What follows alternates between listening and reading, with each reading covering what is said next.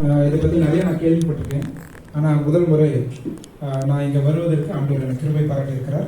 ஆனால் என்னுடைய மனைவி சொன்ன ஒரு விஷயம் என்னென்னா, அவங்க சில வருஷங்களுக்கு முன்னாடி இந்த ரேடியன்ஸ் கேம்ப் அட்டன் பண்ணியிருக்கிறதாக சொன்னாங்க. அதில் அவங்க எப்படி பிரயோஜனம் அடைந்தாங்க அப்படின்றத பற்றி நாங்கள் நேற்று தினத்தில் பேசிகிட்டு இருந்தோம். நேற்று தினத்தில் எல்லாரும் கை தூக்க சொன்னாங்க, யாரெல்லாம் அட்டன் பண்ணீங்க இதுக்கு முன்னாடி அப்படின்னா. அவங்க கை தூக்கலை, ஆனால் அவங்க கொஞ்சம் வருஷத்துக்கு முன்னாடி இங்கே வந்து நிறைய காரியங்களை கற்றுக்கிட்டுன்னு சொல்லி சொன்னாங்க. இந்த ரேடியன்ஸ் கேம்ப்ல நிச்சயமா கர்த்தர் நம்மோடு பேச போகிறார். ஒரு தரிசனத்தோடு, ஒரு நோக்கத்தோடு அருமையான சபையார் இதை ஒழுங்கு செய்திருக்கிறார்கள். ஆகவே அந்த நோக்கம் நிச்சயமாக நிறைவேறும் என்பதில் எந்த சந்தேகமும் கிடையாது. ஓகே, ஸோ பிலிப்பியர் 2ஆம் அதிகாரம், நம்ம பைபிளில் அந்த தீம் வேர்ஸ் கொடுத்துருக்குறாங்க இல்லையா? பிலிப்பியர் 2ஆம் அதிகாரத்தை நம்ம படிக்கும்போது அதில் முக்கியமான சில விஷயங்கள். ஓகே, அடுத்தது போயிடலாம். 2 வசனங்கள். அந்த 2 வசனங்களை நம்ம பார்க்கும்போது நம்ம தமிழில் 14-15 அந்த வசனங்கள் வருது. அதில் பார்த்தீங்கன்னா 2 phrases அதை கவனிச்சிங்களா? இங்கிலீஷில் வந்து 14 and 15 இங்கிலீஷில், சரியா? 14ல் வந்து பார்த்தீங்கன்னா லைட்ஸ் இன் த வேர்ல்ட், 15ல் வந்து சில்ட்ரன் ஆஃப் காட். ஸோ இந்த 2 phrases நமக்கு வந்து நாம யார் அப்படின்றத கற்றுத்தருது, சரியா? இதில் நம்ம என்ன பார்க்குறோம் அப்படின்னா, நாம தேவனுடைய பிள்ளைகள் அப்படின்றத வாசிக்கிறோம். அதுக்கு பிறகு பார்த்தோம்னா நாம சுடர்கள், நேற்று தினத்துல கூட அதை சொன்னாங்க, நாம லைட்ஸ் இன் த வேர்ல்ட் அப்படின்னு சொல்லி இதில் பார்த்தோம். சரி, இந்த 2 விஷயமும் நமக்கு ஒரு விஷயத்தை கற்றுத்தருது. இந்த 2 phrases-ம் என்னன்னா, நான் யார், சரியா? What is my identity, or what is my healthy self image, என்னுடைய ஆரோக்கியமான அடையாளம் என்ன அப்படின்னு வேதம் எனக்கு கற்றுத்தருது, சரியா? நான் யார் அப்படின்றத முதலாவது நான் தெரிஞ்சுக்கிறது ரொம்ப அவசியம். நான் யார் என்பதில் எனக்கு தெளிவில்லை அப்படின்னா நான் என்ன செய்ய போறேன்றதுலையும் எனக்கு என்ன இருக்காது, தெளிவு இருக்காது.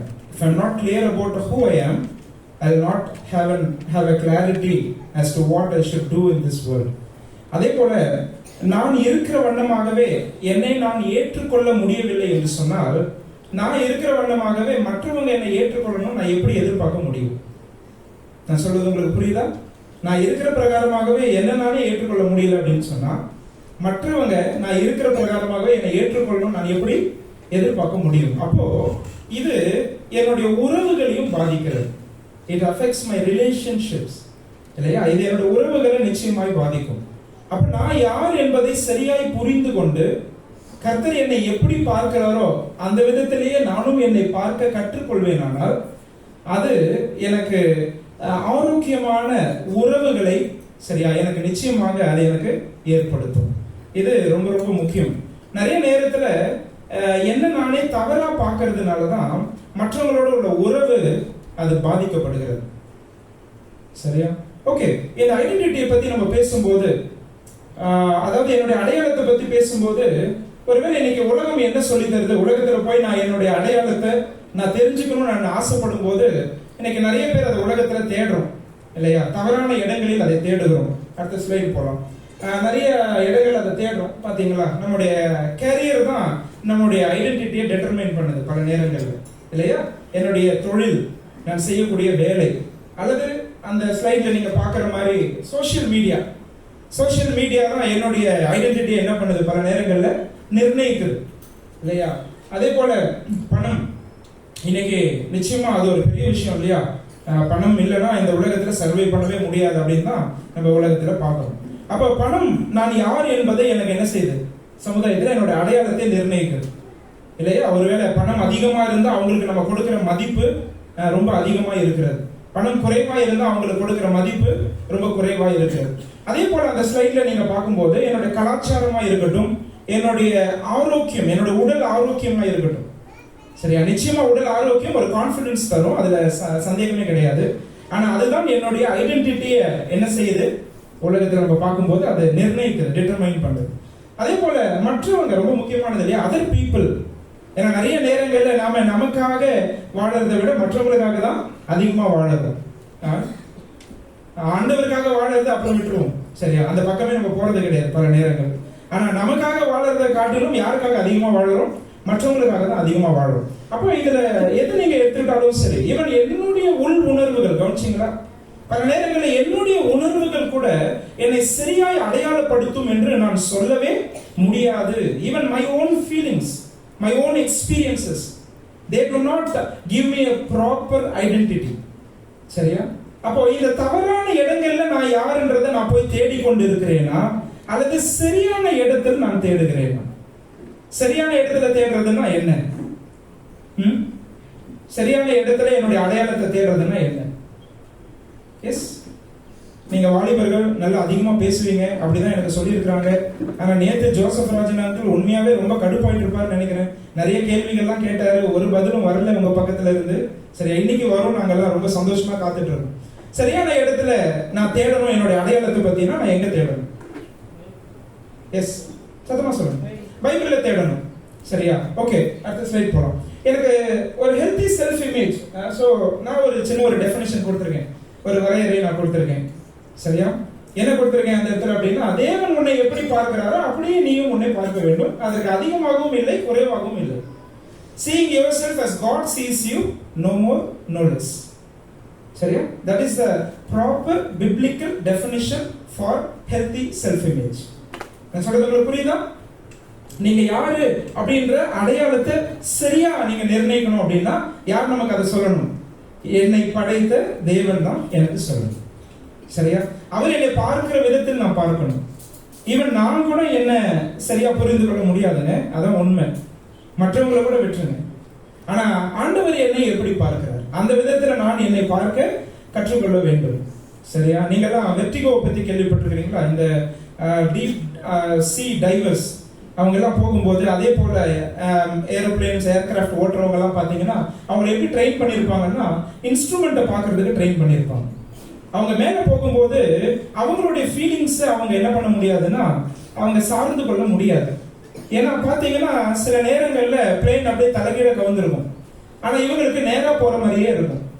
அதே போல டீப் சி டைவர்ஸ் எல்லாம் பாத்தீங்கன்னா அவங்களுக்கு ஏற்படுற அதான் அந்த வெர்டிகோ. சரியா?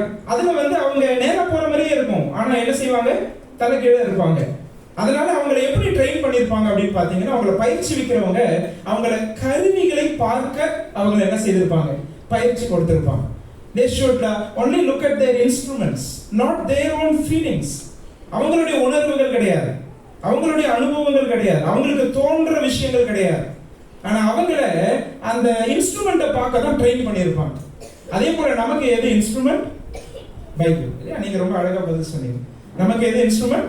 பைபிள். இங்க வரும்போது தான் தேவன் என்னை எப்படி பார்க்கிறார் அப்படின்றத என்னால புரிந்து கொள்ள முடியும். சரியா? ஓகே, உங்க பேர் என்ன தம்பி? மதியழகன். மதியழகன் அமேசான்ல ஒரு நல்ல பசில் ஆர்டர் பண்ணியிருக்காரு. சரியா? பசில் பாக்ஸ் ஆர்டர் பண்ணியிருக்காரு. இப்ப பசில்ஸ் அவருக்கு ரொம்ப இஷ்டம். சரியா? அமேசான்காரன் கொண்டு கொடுக்குறாங்க. கொடுக்கும்போது உங்ககிட்ட ஒரு கேள்வி கேட்கணும். எங்க இருந்து அந்த பசில்ஸ் அடுக்க ஆரம்பிப்பீங்க? நீங்க அதை ஆர்டர் பண்ணிட்டீங்க, வீட்டுக்கு வந்துருச்சு, now you are arranging it. எங்க இருந்து நீங்க ஆரம்பிப்பீங்க? Yes, corners. Okay, first piece எதை எடுக்கிறோமோ அதுல இருந்து ஆரம்பிப்பீங்க. சரி, வேற ஏதாவது பதில்? Instructions follow. Very good. யார் சொன்னாது? சரியா? இப்ப நல்லா கவனிங்க நான் சொல்றது. அந்த பாக்ஸ் டாப் மாத்தி வச்சு அமேசான்காரன் கொடுத்துட்டான்னு வச்சுக்கோங்க. உங்ககிட்ட நீங்க ஆர்டர் பண்ண பசில்ஸ் வந்திருக்கு, ஆனா அதுக்கு மேல பாக்ஸ் டாப் இருக்கு தெரியுமா? அந்த பாக்ஸ் டாப்ல ஒரு டயகிராம் இருக்கும், நீங்க எல்லாம் பார்த்திருப்பீங்க இல்லையா? இத மட்டும் சரியான பசில்ஸ் கொடுத்துட்டாங்க, ஆனா பாக்ஸ் டாப்பை மாத்திட்டாங்க. போச்சு. நீங்க என்ன பண்ண முடியாது தெரியுமா? நீங்க தலைகீழ நின்னாலும் அதை அடுக்க முடியாது. நான் சொல்றது புரியுதா? அதுதான் நீங்க சொல்லுவீங்கன்னு நான் நினைச்சேன். அங்க இருந்தா நம்ம ஆரம்பிக்கணும். சரி, அந்த பாக்ஸ் டாப்ல இருக்கிற அந்த டயகிராம் தான். அதே போல நான் சொல்ல வர விஷயம் உங்களுக்கு புரியுதுன்னு நினைக்கிறேன். நமக்கு பாக்ஸ் டாப் நம்முடைய கல்ச்சர் கிடையாது, நம்முடைய கலாச்சாரம் கிடையாது, உலகத்துல சொல்லி தர விஷயங்கள் கிடையாது. நமக்கு பாக்ஸ் டாப் சோஷியல் மீடியா கிடையாது. நல்லா புரிஞ்சுக்கோங்க. மற்றவங்க என்ன குறித்து சொல்ற விஷயங்களும் கிடையாது. அதெல்லாம் எனக்கு ஒண்ணு பெருமை உண்டாகும், இல்லைன்னா தாழ்வு மனப்பான்மை உண்டாகும். ஆனா எனக்கு சரியான அடையாளத்தை அது கொடுக்காது. சரியா? அப்ப எனக்கான பாக்ஸ் டாப் எங்க இருக்கு அப்படின்னு கேட்டா வேதத்துல தான் வரும். அதனாலதான் நம்ம இப்படி ஒரு டெஃபினிஷன் கொடுத்திருக்கோம். சரி, ஆரோக்கியமான அடையாளம் என்பது தேவன் என்னை எப்படி பார்க்கிறாரோ அப்படியே நானும் என்னை பார்க்க வேண்டும். அதற்கு அதிகமாகவும் கிடையாது, அதற்கு குறைவாகவும் இல்லை. ஈஸி தானே? பிராக்டிஸ் பண்ண முடியுமா? முடியும். சரியா? ஓகே, அடுத்த விஷயத்துக்கு போலாமா? சரி, பைபிளுக்கு வரும்போது தேவன் என்ன எப்படி பார்க்கிறார்?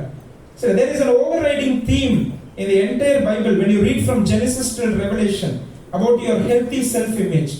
ஏற்கனவே நேத்து எங்கடா அங்கிள் என்னோட செய்தி ஃபுல்லா எடுத்துட்டு போறாங்களோன்னு நினைச்சேன் நான். ஆனா முழுசா இந்த வேதத்தை படிக்கும்போது அங்க என்ன சொல்லி தருது பைபிள் அப்படின்னு கேட்டீங்கன்னா, அதுல நீங்க என்ன பாக்குறீங்க?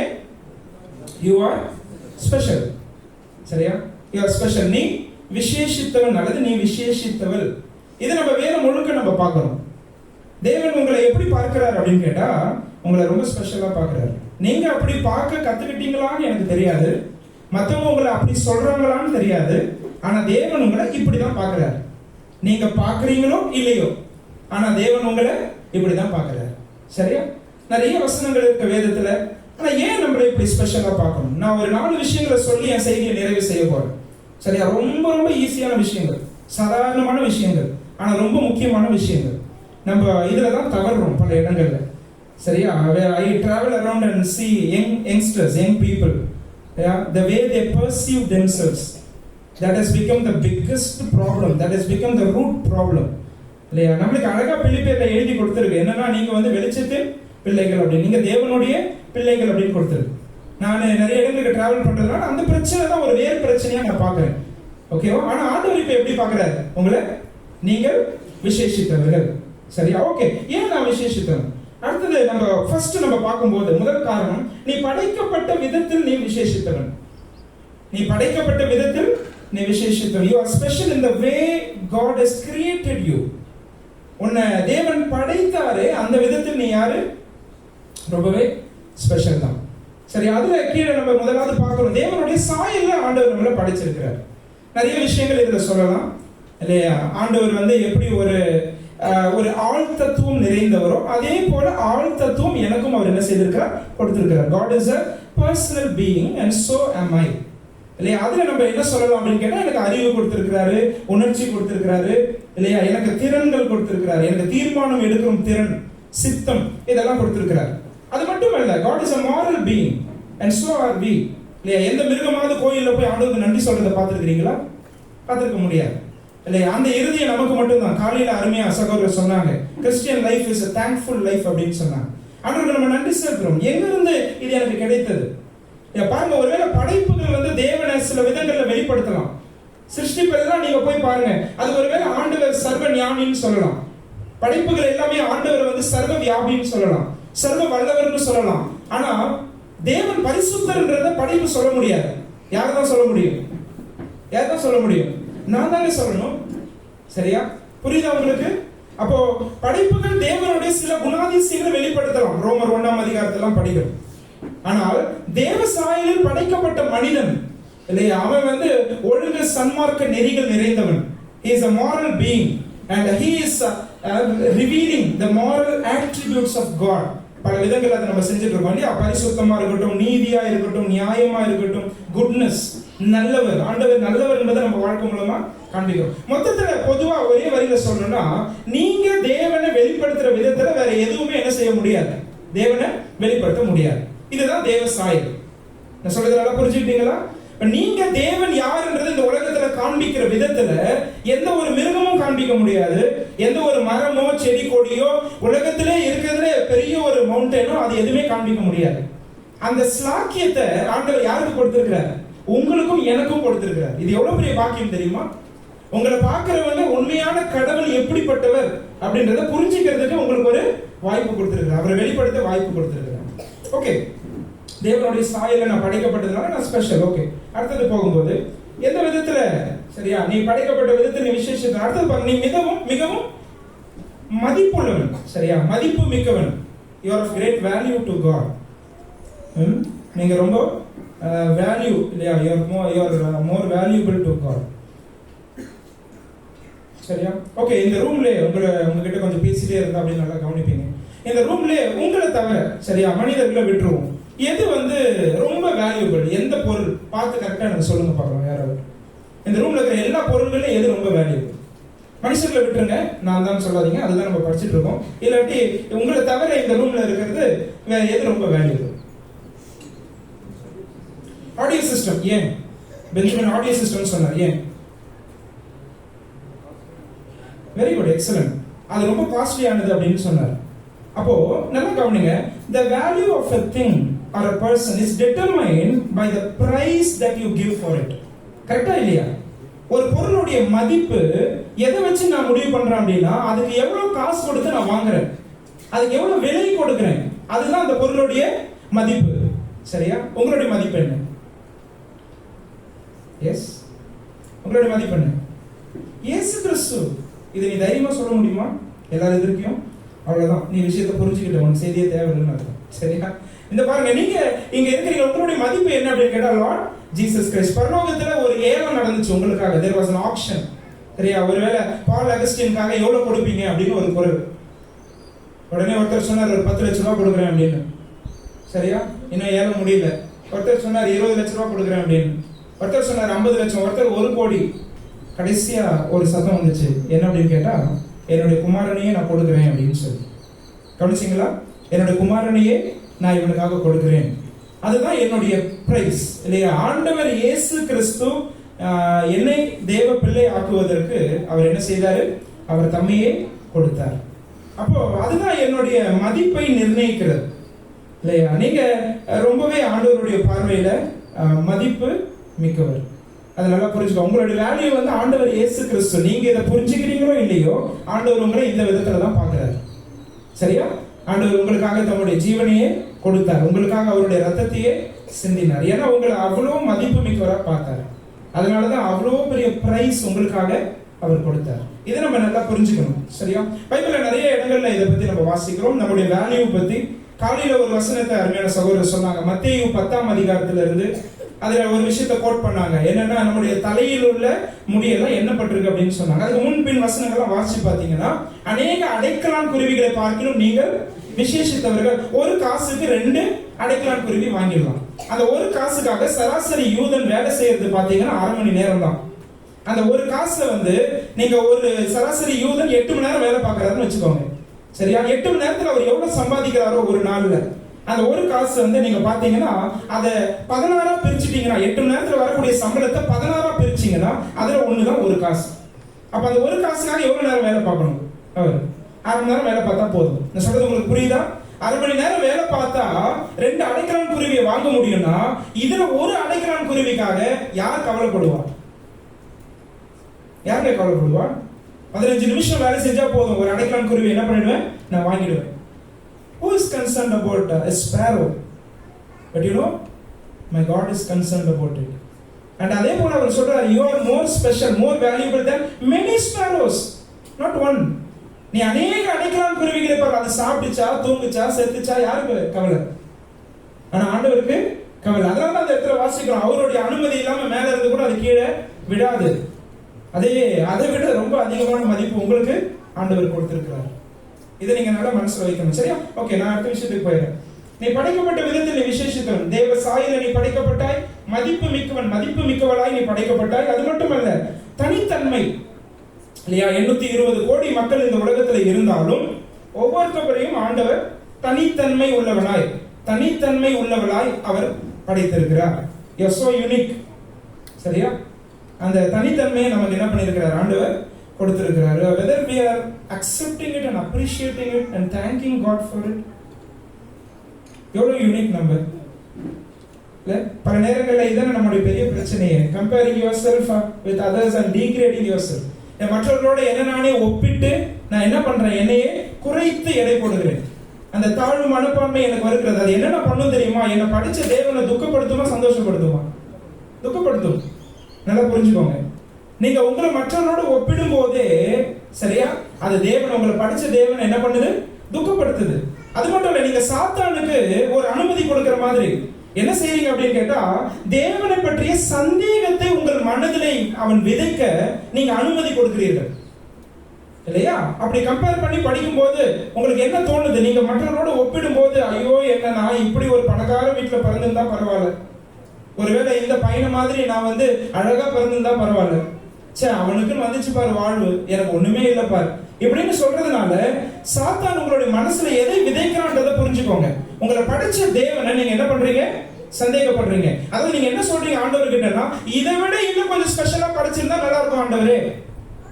இதை விட இன்னும் கொஞ்சம் சிறப்பா படிச்சிருந்தா நல்லா இருக்கும் இல்லையா? அதே போல அடுத்தது பாருங்க, you will miss the opportunity to fulfill God's purpose. ஏன் தெரியுமா? நீங்க ஒவ்வொருத்தரும் யூனிக்கா ஆண்டவர் படைச்சதுக்கு ஒரு நோக்கம் உண்டு, ஒரு நோக்கம் உண்டு. இந்த ஹால்ல நீங்க எல்லாம் உட்கார்ந்துட்டு இருக்கீங்க, உங்களுக்கு இந்த சத்தம் கேட்கணும்னா என்ன பண்றாங்க? பெரிய பெரிய ஸ்பீக்கர்ஸ் பயன்படுத்துறாங்க. சரியா? நான் இதே ஹாலை விட்டு ரூமுக்கு போறேன், நான் தங்கிட்டு இருக்கிற ரூமுக்கு போறேன், நான் ஒரு JBL கொண்டு வந்திருக்கேன், ஒரு Flip 5 கொண்டு வந்திருக்கேன். சரியா? அது போதும் என் ரூமுக்கு இல்லையா? ஏன்னா நாங்க 4 பேர் தான் பாட்டு கேட்க போறோம். நாங்க 4 பேர் கேட்கறதுக்கு எது போதும்? அது போதும் இல்லையா? சரி, இப்போ இதே போல நான் கேட்டுட்டே இருக்கும்போது எங்க அம்மா கிச்சன்ல இருந்து குரல் கொடுக்குறாங்க, டேய் நீங்க மட்டும் பாட்டு கேட்கறீங்களா, எனக்கும் கேட்கற மாதிரி வைங்கடா அப்படின்றாங்க. அப்ப நான் என்ன பண்றேன்னா ஒரு 5.1 ஆன் பண்ணி விடுறேன். சரியா? இந்த 5.1 என்ன பண்ணுது அப்படின்னா ஹாலுக்கும் ஒலி கொடுக்குது, கிச்சனுக்கும் ஒலி கொடுக்குது. சரியா? இப்போ நான் ஒரு பஸ்ல போறேன், பஸ்ல போகும்போது இந்த JBL வச்சிருந்தேன்னா போறவங்க எல்லாம் என்ன திட்டுவாங்க இல்லையா? பஸ்ல இருக்கிற எல்லாம் என்ன திட்டுவாங்க. அப்ப நான் என்ன யூஸ் பண்றேன்? ஒரு ஹெட்செட் யூஸ் பண்றேன். நல்லா கவனிங்க, இந்த ஹெட்செட்டும் சரி, சரியா? அதே போல அதுக்கப்புறம் நான் சொன்ன மாதிரி ஒருவேளை ஒரு JBL Flip 5 இருக்கட்டும், அல்லது நான் யூஸ் பண்ற 5.1 இருக்கட்டும், அல்லது இந்த ரூமுக்கு ஏற்ற பெரிய ஸ்பீக்கரா இருக்கட்டும், கவனிங்க, இது எல்லாவற்றுக்குமே ஒரு நோக்கம் இருக்கா இல்லையா? இருக்கா இல்லையா? நான் சொல்லட்டுமா? இவ்வளவு பெரிய ஸ்பீக்கரா நான் இல்லையே ஒரு ஹெட்செட் கவலைப்பட்டா அந்த ஹெட்செட் செய்ய வேண்டிய வேலையை யார் செய்வா? சொல்றது புரியுதா இல்லையா? அப்போ உன்னை ஏன் தனித்தன்மை உள்ள ஆண்டவர் படிச்சிருக்கிறார் உன்னால சிந்திக்க முடியுதா? ஏன்னா ஆண்டவர் உன்னை வைத்து அவருடைய திட்டங்களை என்ன செய்ய போறார்? இந்த பூமியில நிறைவேற்ற போறார். நம்ம கடைசி பாயிண்ட்ல இன்னும் கொஞ்சம் அதை படிப்போம் நம்ம. அதனால ஆண்டவர் உன்னை தனித்தன்மை உள்ளவளாய் உன்னை என்ன பண்ணியிருக்கிறாரு? படிச்சிருக்கிறார். சரியா? நம்ம அடுத்த ஸ்லைட் போலாம். ஏமி கார்மைக்கல், இவங்களை பத்தி நீங்க கேள்விப்பட்டிருக்கீங்களா? படிச்சிருப்பீங்க ஒருவேளை. ஒரு நல்ல மிஷனரி அம்மா நம்ம தமிழ்நாட்டுக்கு வந்தாங்க. டோனாவூர் இன்னைக்கும் போனீங்கன்னா அந்த பில்டிங்ஸ் எல்லாம் நீங்க பாப்பீங்க இல்லையா? பல விஷயங்களை அவங்க கேடுவாங்க. அந்த கண்ணு கம்மிங்க, அந்த கண்ணு அவருக்கு பிடிக்கலன்னு நினைக்கிறேன். அந்த படத்தை பாருங்க. சரியா? பாருங்க, ஏமி கார்மைக்கல் அம்மா, சரி, அவங்க பிறந்ததுல இருந்து ஒரு 20 வருஷம், ஒரு 22 வருஷத்துக்கு அவங்களுக்கு ஒரே கவலை. என்ன கவலை அப்படின்னா, என் குடும்பத்துல எல்லாருக்கும் நீல நிற கண்கள், ப்ளூ ஐஸ். ஆனா நான் மட்டும், அவங்க மட்டும் தான் அந்த குடும்பத்துல எப்படி பிறந்துட்டாங்க அப்படின்னு கேட்டீங்கன்னா வித் பிரவுன் ஐஸ். சரியா? அவங்க பிறந்தது வெளிநாட்டுல, வேற ஒரு நாட்டுல. ஆனா இதுக்காக முட்டி மோதி ஆண்டவர்கிட்ட ஜெபம் பண்ணாங்க, இந்த கண்ணை எப்படியாவது மாத்திருங்க ஆண்டவரே, நான் அழகா இல்ல, சரியா, இதை நீங்க தான் மாத்தணும், என்னை இப்படி படிச்சிட்டீங்களே அப்படின்னு சொல்லி. அப்புறம் தான் தெரியுது இவங்களுக்கு ஊழியம் செய்யறதுக்கு எங்க அழைப்பு வருது? இந்தியாவுக்கு அழைப்பு வருது. தமிழ்நாட்டுக்கு வராங்க. சரியா? சின்ன சின்ன பெண்களை கோயில்ல விபச்சார பழக்கத்துக்கு ஈடுபடுத்துறாங்க நம்ம தமிழ்நாட்டுல. இது நடந்துட்டு இருக்கும் போது இவங்க என்ன பண்ணுவாங்க தெரியுமா? உடம்பெல்லாம் வெள்ளையா இருக்கும். வெள்ளையா இருக்கிற உடம்புக்கு என்ன பண்ணுவாங்கன்னா அடித்தூள்ல இதெல்லாம் கரைச்சி அதை எடுத்து உடம்பெல்லாம் பெயிண்ட் அடிச்சுப்பாங்க. பெயிண்ட் அடிச்சுட்டு மூஞ்ச முக்காடு போட்டு மூடிப்பாங்க, முகத்தை எல்லாத்தையும் மறைச்சிடலாம். ஆனா கண்ணை மறைக்க முடியுமா? கண்ணை மறைக்க முடியுமா? முடியாது. ஆனா இவங்க இதெல்லாம் மறைச்சா போதும். ஏன் தெரியுமா? கண்ணு ஏற்கனவே எப்படி இருக்குது? பிரவுன் ஐஸா இருக்கு. உண்மையாக கிட்டத்தட்ட 1000 குழந்தைகளுக்கு மேலாக அவங்க காப்பாத்தினாங்க. டெம்பிள் ப்ராஸ்டிடியூஷன்ல இருந்து, சைல்டு ப்ராஸ்டிடியூஷன்ல இருந்து ஒரு பெரிய இம்பாக்ட் கல்ச்சர்ல ஏற்படுத்தினாங்க. அப்ப அப்பதான் ஆண்டவருக்கு அவங்க நன்றி செலுத்தினாங்க. என்ன அப்படின்னு கேட்டா, இதுக்காக தான் என்ன செய்தீங்க, இப்படி படிச்சீங்க ஆண்டவரே, நான் உங்க ரொம்ப துக்கப்படுத்திட்டேன், எனக்கு நீல நிற கண்கள் கொடுங்கன்னு சொல்லி முட்டி மோதி ஜெபம் பண்ணேன் அப்படின்னு சொன்னாங்க. கிட்டத்தட்ட 53 வருஷங்கள் நம்ம தமிழ்நாட்டில் அவங்க இருந்தாங்க. சொல்றது உங்களுக்கு புரியுதா? நாங்க சமீபத்துல ஊழியத்துக்கு பெரம்பலூர்ல இருந்து ஒரு தம்பி ஒப்பு கொடுத்து போனோம். பெரம்பலூர்ல இருந்து நம்ம சகோதர சபையில பெரம்பலூர்ல ஒரு தம்பி ஒப்பு கொடுத்து உத்தரப்பிரதேஷ்க்கு ஊழியத்துக்கு போனோம். அந்த பையனுடைய கதை கேட்டீங்கன்னா, அவங்க அப்பா அம்மாவுக்கு 4 பசங்க.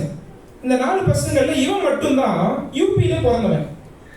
அவங்க அப்பா யூபியில வேலைக்கு போகும்போது அவங்க அம்மாவை கல்யாணம் பண்ணிக்கிட்டாரு. அதுக்கு பிறகு 2 பசங்க பிறந்தாங்க. 2 பேரும் இங்க வந்துட்டாங்க, பெரம்பலூருக்கு பிறந்தவங்க. இடையில வேற ஒரு வேலையா இவங்க யூபிக்கு மறுபடியும் போனாங்க. போகும்போது ஜான்சி என்ற மாவட்டத்துல இந்த தம்பி மட்டும் பிறந்தான். அதுக்கு பிறகு 4வது, இவனுக்கு பிறகு இருக்கிற தங்கச்சி எல்லாம் எங்க பிறந்தது அப்படின்னா இங்க வந்த பிறகுதான் தமிழ்நாட்டுல. இவன் நிறைய நாள் யோசிச்சிருக்கான், நான் மட்டும் ஏன் யூபியில பிறக்கணும் அப்படின்னு. சரியா? இப்ப பதில் கிடைச்சிருச்சு. இப்ப அவன் எங்க இருக்கிறான் அப்படின்னா உத்தரப்பிரதேஷ்ல ஆண்டவருக்காக ஊழியம் செய்ய ஆண்டவர் அவனை அழைத்து அவன் எங்க போயிருக்கிறான் அப்படின்னு கேட்டீங்கன்னா உத்தரப்பிரதேஷ்க்கு போயிருக்கிறான். அவனுடைய ஜெபமே கொஞ்ச நாளா எப்படி இருந்ததுன்னா, நான் பிறந்த ஊர்ல ஆண்டவருக்காக ஊழியம் செய்யணும்னு இருந்துச்சு. நான் சொல்ல வர விஷயம் உங்களுக்கு புரியுதா? we are all unique. நம்ம எல்லாருமே தனித்தன்மை வாய்ந்தவர்கள். ஆண்டவரை துக்கப்படுத்தாதீங்க, சரியா? இவர் போறா இல்லையே, இவர் போற இல்லையே அப்படின்னு சொல்லும் போது என்ன செய்யணும்? ஆண்டவரை துக்கப்படுத்தணும். அது மட்டும் இல்லை, ஆண்டவர் நமக்கு வைத்திருக்கிற நோக்கத்தை நீங்க இழந்து போவதற்கு அதுக்கு வாய்ப்பு உண்டாகும். ஆண்டவர் பற்றிய சந்தேகத்தை பிசாசு உங்க மனதிலே விதைப்பாங்க. சரியா? சோ நம்ம படைக்கப்பட்ட விதத்துல நம்ம எப்படி இருக்கிறோம் அப்படின்னு கேட்டா நம்ம ரொம்ப விசேஷித்தவர்கள். ஓகே, நெக்ஸ்ட் ரெண்டாவது பாயிண்ட், நீங்க மன்னிக்கப்பட்ட விதத்தில் நீங்கள் விசேஷித்தவர்கள். You are special in the way you are forgiven. You are special in the way you are forgiven. நீங்க மன்னிக்கப்பட்ட விதத்தில் நீங்கள் விசேஷித்தவர்கள். உங்க பாவங்களை நிரந்தரமாய் மன்னிக்க இயேசு கிறிஸ்து உனக்காக மரித்தார். சரி, இந்த சென்டென்ஸ் எவ்வளவு அழகா இருக்கு இல்லையா? அதை கீழே நான் இப்படி எழுதியிருக்கிறேன். என்ன அப்படின்னு கேட்டா, இந்த உலகத்துல யாருமே இல்லைன்னு வச்சுக்கோம். சரியா? யாருமே இல்லை, நீங்க மட்டும்தான் இருக்கிறீங்க. உங்க பேர் என்னமா? நிவேதா மட்டும்தான் இருக்கு. சரியா? யாருமே கிடையாது இந்த உலகத்துல. ஸ்டில் நிவேதாவுக்காக ஆண்டவர் இயேசு கிறிஸ்து இந்த பூமியில வந்து தம்முடைய உயிரை கொடுத்திருப்பார். நான் சொல்றது நீ யோசிக்க முடியுதா? யாருமே இல்லைன்னு வச்சுப்போம், நான் மட்டும்தான் இருக்கிறேன்னு வச்சுப்போம். சரியா? அப்பயும் எனக்காக இயேசு கிறிஸ்து என்ன செய்திருப்பார்? இந்த பூமியில வந்து மரித்திருப்பார். சரியா? அதுதான் அவர் எனக்காக ஜீவனை கொடுத்ததனுடைய அந்த அன்பு. அந்த அன்பு அவ்வளவு பெருசு. அது என்ன செய்தது அப்படின்னு கேட்டா, என்னோட பாவங்களை நிரந்தரமாய் மன்னிக்கிறது. நிரந்தரமாய் மன்னிக்கிறது இல்லையா? இதை நான் ரொம்பவே அழுத்தம் கொடுத்து நான் சொல்லணும்னு நான் நினைக்கிறேன்.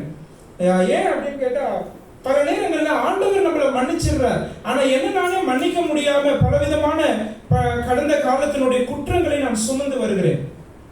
இது வாலிபர்கள்கிட்ட இருக்கிற ஒரு பெரிய பிரச்சனை இல்லையா? என் வாழ்க்கையில நிறைய அப்படி இருந்தது. ஆண்டவராக இயேசு கிறிஸ்துவினுடைய ரத்தம் உங்களுடைய சகல பாவங்களையும் நீக்கி உங்களை சுத்திகரிக்கும்னு பைபிள் சொல்லுது. சங்கீதம் 32:5 படிச்சீங்கன்னா உங்களுடைய பாவத்தையும் பாவத்தின் தோஷத்தையும் அவர் மன்னிக்கிறார்னு வருது. ஆங்கிலத்துல NASB டிரான்ஸ்லேஷன்ல பாத்தீங்கன்னா the guilt of my sin அப்படின்னு போட்டிருக்காங்க. என்னோட பாவத்தினுடைய குற்றத்தை அவர் மன்னிக்கிறார், என்னோட பாவத்தினுடைய தோஷத்தை அவர் மன்னிக்கிறார். 1 யோவான் 1:9 வாசிச்சீங்கன்னா, நம்மளுடைய பாவங்களை நாம் அறிக்கை செய்யும் போது பாவங்களை நமக்கு மன்னித்து எல்லா அநியாயத்தையும் நீக்கி, இதோட எக்ஸ்டென்ட் நம்மளால விவரிக்கவே முடியாதுங்க. என்னுடைய பாவத்தை சரியா கூட என்னால அறிக்கை செய்ய முடியாது. ஏன்னா அது எந்த அளவுக்கு ஆண்டவரை துக்கப்படுத்திருக்கின்ற அந்த ஆழத்தை என்னால என்ன பண்ண முடியாது, புரிஞ்சு கொள்ள முடியாது. ஆனா look at the promise.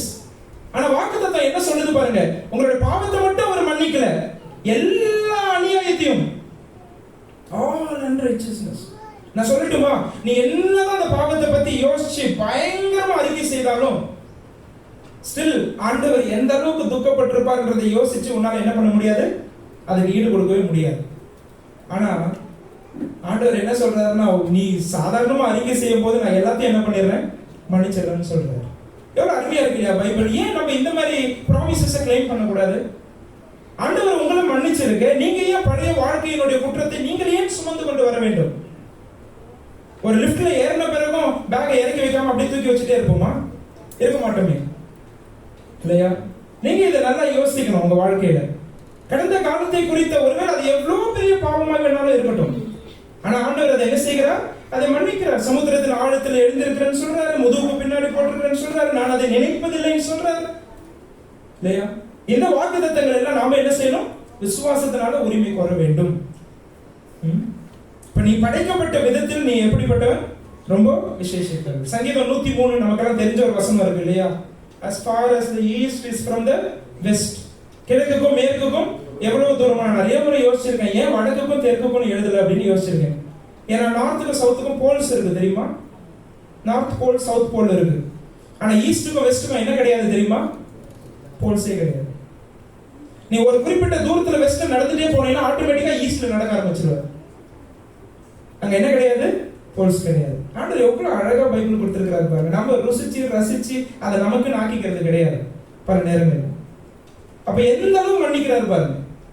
கிழக்குக்கும் மேற்குக்கும் எவ்வளவு தூரமோ அவ்வளவு தூரமாய் என்னோட பாவங்கள் என்ன செய்திருக்கிறார், மன்னித்திருக்கிறார். எனக்கு தெரியும் உனக்கு ஒருவேளை ஒரு டார்க் பாஸ்ட் இருக்கலாம், ஒருவேளை ஒரு கடந்த காலம், இருள் நிறைந்த கடந்த காலம் இருக்கலாம். சரியா? அந்த பாவ சிந்தனையை விட்டு வெளிவர முடியாமல் கூட இருக்கலாம். அந்த பாவங்களுடைய விளைவுகள் நம்மை தொடராதுன்னு நான் சொல்லல. அந்த விளைவுகள் என்ன செய்யும், நம்மை தொடரவும் செய்யும். இப்ப இன்னைய வரைக்கும் குடிச்சிட்டு இருக்கிறேங்க, இன்னைக்குதான் ஆண்டவர் இயேசு கிறிஸ்துவை ஏற்றுக்கொள்றேன். என்னுடைய பாவங்களை மன்னிச்சிருவாரா இல்லையா? ஆண்டவர் மன்னிச்சிருவார். ஆனா அந்த விளைவுகள் என்ன பாதிக்குமா பாதிக்காதா? நிச்சயமா பாதிக்கும். பெரிய கடன் வாங்கிட்டேன் இல்லையா, ஆனா இன்னைக்கு நான் ரட்சிக்கப்பட்டேன். ஆனா அந்த கடனுடைய விளைவை யார் சமாளிப்பா? எனக்கு தானே அது வரும் இல்லையா? அந்த விளைவுகள் வராதுன்னு சொல்லல. ஆனா ஆண்டவர் உங்களை மன்னிக்கும் போது உங்களுடைய பாவங்கள் மட்டுமல்ல, அந்த குற்ற உணர்வை எல்லாவற்றையும் அவர் என்ன செய்கிறார்? அவர் மன்னிக்கிறார். யாருமே உங்களை என்ன செய்ய முடியாது? குற்றம் சாட்ட முடியாது. தேவனால் தெரிந்து கொள்ளப்பட்டவன் மேல் குற்றம் சாட்டுகிறவன் யார்? தேவன் என் பட்சத்தில் இருந்தால் எனக்கு எதிராய் இருப்பவன் யார்? ஆண்டவரே என்னை நீதிமான் ஆக்கி இருக்கிறார். அவரே எனக்காக மரித்தார். அவரே பரிந்து பேசுகிறார். ரோமர் 8 படிச்சு பாத்தீங்கன்னா நோ கண்டம்னேஷன் ஆரம்பிக்கும். ரோமர் 8 முடியுது எப்படி முடியும் தெரியுமா? நோ செப்பரேஷன் அப்படின்னு முடியும். ரோமர் 8 ஆரம்பிக்கிறது உனக்கு கிறிஸ்து இயேசுவுக்குள் இருக்கிறவங்களுக்கு என்ன இல்ல? ஆக்கினை தீர்ப்பு கிடையாது. No condemnation. how beautiful it is. அதை விட ரொம்ப பியூட்டிஃபுல் என்ன தெரியுமா? ரோமர் 8 முடியும் போது அதுல பெரிய லிஸ்ட் கொடுக்கிறாரு. மரணமும் அந்த லிஸ்ட்ல இருக்குது. சரியா? உபத்திரவமோ நாசமோசமோ எது வந்தாலும் சரி, இது எதுவுமே கிறிஸ்துவின் அன்பை விட்டு என்ன செய்யாதுங்க? பிரிக்காது. அதை நான் நிச்சயித்திருக்கிறேன் அப்படின்னு சொல்றாரு. அவர் பவுல் அதை நிச்சயித்திருக்கிறார். ஆனா நீங்க நிச்சயித்திருக்கிறீங்களா? பல நேரங்கள்ல அதை குறித்து நம்ம சிந்திச்சுக்கிட்டே எதிர்காலத்துல என்ன செய்யறது அப்படின்றதே ஒரு கேள்விக்குறியா நம்ம வாழ்க்கையில ஆயிடுது. ஆண்டவர் உங்களை மன்னிக்கிற அந்த எக்ஸ்டென்ட் கொஞ்சம் யோசிச்சு பாருங்க. எந்த அளவுக்கு அவர் மன்னிச்சிருக்கிறார் அப்படின்றத நீங்க நிச்சயமா சிந்திக்கணும். சரியா? ஆண்டவர் இயேசு கிறிஸ்துவை விசுவாசிக்கிறவர்களுக்கு நிச்சயமாக நித்திய ஜீவன் உண்டு. இந்த பூமியில எது வந்தாலும் சரி, உங்களை ஆண்டவரை விட்டு பிரிக்க முடியாது. அப்போ அப்படியாய் மன்னிக்கப்பட்ட நாம் என்ன செய்ய வேண்டும்? ஆண்டவருக்கு பிரியமாய் தொடர்ந்து ஜீவிக்க வேண்டும். சரியா? கடந்த கால குற்றமுறைகள்லாம் உங்களுக்கு ஞாபகப்படுத்துறது யார் தெரியுமா? சாத்தான். ஒரு முறை யோசுவா அழுக்கு வஸ்திரம் நிறைந்தவனாய் ஆண்டவருடைய சமூகத்துல நிக்கிறான். இந்த தரிசனத்தை ஆண்டவர் சகரியாவுக்கு கொடுக்கிறார். அந்த நேரத்துல யார் பக்கத்துல வந்து நிக்கிறா அப்படின்னு கேட்டா சாத்தான் வந்து நிக்கிறான். சாத்தான் நிற்கும் போது அவன் குற்றம் சாட்டுறான். You know, he is doing it day and night. இரவும் பகலும் குற்றம் சாட்டுகிறவன். He will accuse the brethren. ஆண்டவருடைய பிள்ளைகளை குற்றம் சாட்டுகிறவன். அவன் சாட்டிக்கிட்டே இருப்பான். அதுதான் அவன் செய்யறான். யோசுவா வந்து இஸ்ரவேலின் பிரதிநிதியா நிக்கிறார். அப்படி நிற்கும் போது அவனை குற்றம் சாட்டுறான் சாத்தான். உடனே இயேசு கிறிஸ்து வந்துடுறாரு. நீங்க அதுல படிச்சீங்கன்னா கர்த்தருடைய தூதனானவர் அப்படின்னு படிப்போம். அவர் உடனே வந்து என்ன தெரியுமா சொல்றாரு? ஆண்டவர் தேவன் கர்த்தர் உன்னை கடிந்து கொள்வாராக அப்படின்ற. யாருக்கு நேரா கை நீட்டுற அப்படின்னு கேட்கிறாரு நம்ம பாஷையில சொல்லணும்னா. சரியா? சாத்தானை என்ன செய்யறாரு? இயேசு கிறிஸ்து பிதாவாகிய தேவன் உன்னை கடிந்து கொள்ளட்டும் அப்படின்னு சொல்றாரு. இல்லையா? எவ்வளவு அருமையா இருக்கு பாருங்க. Whenever Satan accuses you, there is someone who advocates for you. சாத்தான் உன்னை குற்றம் சாட்டும் போதெல்லாம் உனக்காக பரிந்து பேசுகிறவர் ஒருவர் வந்து நிற்கிறார். உடனே வந்து நின்றுடுவார். ஏற்ற சமயத்தில் எபிரேயர் 4ஆம் அதிகாரத்தை வாசிக்கிறோமா இல்லையா? ஏற்ற சமயத்தில் அவருடைய பிரதான ஆசாரிய ஊழியம். இந்த பூமியில இருக்கும் போதும் பரிந்து பேசினார், சிலுவையில தொங்கும் போதும் பரிந்து பேசினார், இப்பயும் பரிந்து பேசிட்டு இருக்கிறார். சரியா? எபிரேயர் 7ஆம் அதிகாரம் படிச்சு பாத்தீங்கன்னா அவர் உயிர் உள்ள வரை அவர் என்ன செய்கிறாராம்? பரிந்து பேசுறார். அப்ப நான் ஒன்று சொல்லட்டுமா? இயேசு கிறிஸ்து உயிரோடு இருக்கிற வரைக்கும் பிசாசு ஒண்ணு என்ன பண்ண முடியாது? குற்றம் சாட்டி ஜெயிக்க முடியாது. சொல்றது புரியுதா? அப்பனா எப்பயுமே பிசாசு ஒண்ணு என்ன பண்ண முடியாது? குற்றம் சாட்ட முடியாது. அப்ப அந்த அளவுக்கு நம்ம இதை ஆழமா ஏன் பேசிட்டு இருக்கிறோம் அப்படின்னா, உங்களுடைய கடந்த காலத்தை பொறுத்தல்ல நீங்கள் இப்பொழுது வாழ்வது. ஆனால் ஆண்டவராகிய இயேசு கிறிஸ்துவின் மூலமாய் மன்னிப்பை பெற்றுக்கொண்ட நீங்கள் உங்களுடைய பாவங்களை அறிக்கை செய்யும் போது அதை ஆண்டவர் முழுமையாய் மன்னிக்கிறார். அது எவ்வளவு பெரிய டார்க் பாஸ்டா இருந்தாலும் சரி. சரியா? நீ மன்னிக்கப்பட்ட விதத்தில் நீ எப்படிப்பட்டவன்? விசேஷித்தவர். ரெண்டு விஷயம் படிச்சோம். ஃபர்ஸ்ட் என்ன படிச்சோம்? நீ படைக்கப்பட்ட விதத்தில் நீ விசேஷித்தவன். அதுல தேவ சாயலில் படைக்கப்பட்டாய் இல்லையா? மதிப்பு மிக்கவனாய் படைக்கப்பட்டாய். அதே போல யூனிக்கா தனித்தன்மை உள்ளவனாய் கர்த்தர் உன்னை படைத்தார் இல்லையா? அதே போல இப்ப நம்ம பார்க்கிறோம் என்னன்னா, நீ படைக்கப்பட்ட விதத்தில் நீ மன்னிக்கப்பட்ட விதத்தில் நீ விசேஷித்தவன். சரி? அந்த மன்னிப்பினுடைய மேன்மை எண்ணி பாருங்க. அடுத்தது நம்ம படிக்கும் போது ஓகே மன்னிக்கப்பட்ட விதத்தில் நான் ஏற்கனவே சொன்ன மாதிரி சாத்தான் என்ன செஞ்சுட்டு இருக்கான்? அவனோட டிசைர் பாருங்க. கடந்த காலத்தை குறித்து குற்ற உணர்வு தொடர வேண்டும் அப்படின்னு நினைக்கிறான். That is Satan's desire. அதுதான் சாத்தானுடைய ஆசை. அது நல்லா புரிஞ்சுக்கோங்க. அந்த குற்ற உணர்வு தான் தொடரணும். அதே தான் நீ நினைச்சு வாழணும். உன்னுடைய வாழ்க்கையை வந்து வீணாக்குகிறவன் தான் சாத்தான். அதுக்கு ஒரு யுக்தி அவன் என்ன பயன்படுத்துவானோ உன்னுடைய கடந்த காலத்தை குறித்த விஷயங்கள். சரியா? அதே போல ஆண்டவருடைய டிசைர் என்ன? உன் கடந்த காலத்தை குறித்த குற்ற உணர்வு தொடரக்கூடாது. அதுதான் ஆண்டவருடைய விருப்பம். ரைட். அடுத்தது மூணாவது, தேவனுடைய உறவை அனுபவிப்பதில் நீ விசேஷித்தவன் அல்லது விசேஷித்தவள். சரியா? எழுதிக்கோங்க. தேவனுடைய உறவை அனுபவிப்பது. In the way you enjoy God's fellowship, you are so special. You are special in the way you enjoy your fellowship with God. இதை என்னைக்காவது யோசிச்சிருக்கீங்களா? அந்த சராசரத்தையும் படைத்த கர்த்தர் உன்னோடு கூட நித்திய உறவை ஏற்படுத்த விரும்புகிறார் அப்படின்றதை யோசிச்சிருக்கீங்களா? The Lord who created the universe, He wants to spend eternity with you. நான் சொல்றது புரியுதா? இன்னும் கொஞ்சம் ஆழமா போய் பேசட்டுமா? ஆண்டவர் நித்திய கடந்த காலத்துல ஒரு தேவன் 3 நபர்களாய் இருந்தார். கரெக்டா இல்லையா? நித்திய கடந்த காலத்துல ஒரு தேவன் 3 நபர்களாய் இருந்தார். ஆனா நித்திய எதிர்காலத்துல வெறும் ஒரு தேவன் 3 நபர்களா இருக்க போறது இல்ல. கூட யாரும் இருக்க போறா? நீங்க இருக்க போறீங்க. நான் சொல்றது புரியுதா? He wants to spend eternity with you. Have you ever thought of this? நீங்க யாத்ராகமம் 34:14 அந்த வசனத்தை அதுல கொடுத்திருக்கேன். இந்த NLT டிரான்ஸ்லேஷன்ல பாத்தீங்கன்னா God is passionate about his relationship with you. நிறைய மொழிபெயர்ப்புல ஆண்டவர் எரிச்சல் உள்ள கர்த்தர் அப்படி வாசிப்போம். அவர் எரிச்சல் உள்ள அவருடைய நாமம். He is jealous அப்படின்னு வரும். சரி, அவர் பொறாமை உள்ளவர், எரிச்சல் உள்ளவர். சரி, NLT டிரான்ஸ்லேஷன் எனக்கு ரொம்ப பிடிச்சது இதை படிக்கும்போது. God is passionate about his relationship with you. என்ன he is longing for your relationship. எவ்வளவு அருமையா இருக்கு இல்லையா? அவருக்கு எந்த குறைவும் கிடையாதுங்க. அவர் தம்மில் தாமே நிறைவுள்ளவராக இருக்கிற தெய்வம். அவருக்கு எதுவுமே தேவைன்னு மனுஷங்கிட்ட கை நீட்டுறது கிடையாது. மனிதர்களுடைய கைகளினால் பணிவிடை கொள்ளாத தேவன். He is self-sufficient in himself. ஆனா அப்படிப்பட்ட தேவன் உன்னுடைய உறவுக்காக ஏங்குறாருன்னா இதை நாம எந்த அளவு புரிஞ்சுக்கிறோம்? வெளிப்படுத்தல் 3:20 என்ன வாசிக்கிறோம்? நம்முடைய இருதய கதவை அவர் என்ன செய்கிறார்? தட்டுகிறார். You know that is written for believers. நம்முடைய இருதய கதவை தட்டுகிறார். அதை யார் திறக்கிறானோ அவனோட நான் என்ன பண்ணுவேன்? போஜனம் பண்ணுவேன், அவனோட கூட நான் உறவு வச்சுப்பேன் அப்படின்னு சொல்றார் இல்லையா? நிறைய இடங்கள் அந்த மாதிரி படிக்கிறோம். அந்த கெட்ட குமாரனுடைய கதை படிக்கிறோம் இல்லையா? லூக்கா 15 அதிகாரத்துல அதுல அந்த அப்பா பாருங்க, அதுல குடும்பமே இப்ப சந்தோஷமா இருக்கு. ஏன்னா போன சின்ன பையன் என்ன பண்ணிட்டான்? திரும்பி வந்துட்டான். நல்லா கவனிங்க, எல்லாரும் ரொம்ப சந்தோஷமா இருக்கிறாங்க. வீடே ஒரு விழா கோலம் தான். ஆனா ஒருத்தன் மட்டும் தான் துக்கமா இருக்கிறான் இல்லையா? பெரிய பையன். ஆனா இந்த அப்பாவுக்கு அது பிடிக்கல. அவர் வாசிக்கிறோம், வெளியில போய் அவனை உள்ள வரும்படி வருந்தி அழைத்தார் அப்படின்னு வாசிக்கிறோம். என்ன செய்யறாரா? வருந்தி அழைக்கிறார். நீ கொஞ்சம் அவருடைய சித்தத்தை விட்டு வெளியில போகும்போது இதான் ஆண்டவருடைய ஃபீலிங். நல்லா புரிஞ்சுக்கோ. அவர் என்ன செய்யறாராம்? வருந்தி அழைக்கிறார். அவருடைய இருதயத்தை நீங்க புரிஞ்சுக்கிறீங்களான்னு எனக்கு தெரியல இந்த மாதிரி வசனங்கள் வாசிக்கும் போது. ஏன்னா சின்ன பையனும் அவருக்கு முக்கியம் தான், அதே சமயம் யாரும் முக்கியம்? பெரிய பையனும் அவருக்கு முக்கியம். அவர் தானே தகப்பன். யாக்கோபு 4:5 சொல்லுது, உனக்குள்ள வாசம் பண்ணுகிற பரிசுத்த ஆவியானவர் வைராக்கிய வாஞ்சை உள்ளவராய் இருக்கிறார். He yearns zealously. வைராக்கிய வாஞ்சை உள்ளவராய் இருக்கிறார். எதுக்கு அப்படின்னு முன்னாடி வசனம் படிச்சு பார்த்தா, நீ உலகத்தை நேசிக்காம ஆண்டவரை நேசிக்கணும்ன்றதுல உனக்குள்ள வாசம் பண்ணுகிற ஆவியானவர் எப்படி செய்யறாரோ அவர் வைராக்கிய வாஞ்சை உள்ளவராய் இருக்கிறார். அதுக்கு முன்னாடி வசனம் சொல்லுது, if you are the lover of the world, you are an enemy for God. உலகத்தை சிநேகிக்கிறவங்க தேவனுக்கு பகைஞன் அப்படின்னு வாசிக்கிறோம். அப்ப நீ உலகத்தை நேசிக்க கூடாது, ஆண்டவரை நேசிக்கணும், அவருடைய உறவுல பலப்படணும், அவரோடு கூட உள்ள உறவை நீ என்ஜாய் பண்ணணும். இது ஆண்டவருடைய தீராத விருப்பம். உனக்குள்ள இருக்கிற ஆவியானவர் வைராக்கிய வாஞ்சி உள்ளதா இருக்கிறார். எப்ப என் சமூகத்துக்கு இந்த பிள்ளை வரும்? எப்ப பைபிளை திறக்கும்? எப்ப என் கூட பேசும்? நான் எவ்வளவு நேரமா காத்துட்டு இருக்கிறேனே, நான் வழிநடத்த விரும்புறேனே, ஏன் இது இன்னும் எனக்கு ஒப்பு கொடுக்காமே இருக்கிறான்? அவருடைய இருதயத்தை புரிஞ்சுக்கோங்க. அதுதான் கிறிஸ்டியன் லைஃப். பல நேரங்கள்ல வெளிப்புறமான காரியங்களை நல்லா புரிஞ்சுக்கிறோம், ஆனா உண்மையாவே ஆண்டவருடைய இருதயத்தை நம்ம புரிஞ்சுக்கிறது கிடையாது. நான் யாருங்க? எனக்காக அவர் ஏங்கிறதுக்கு நான் யாரு?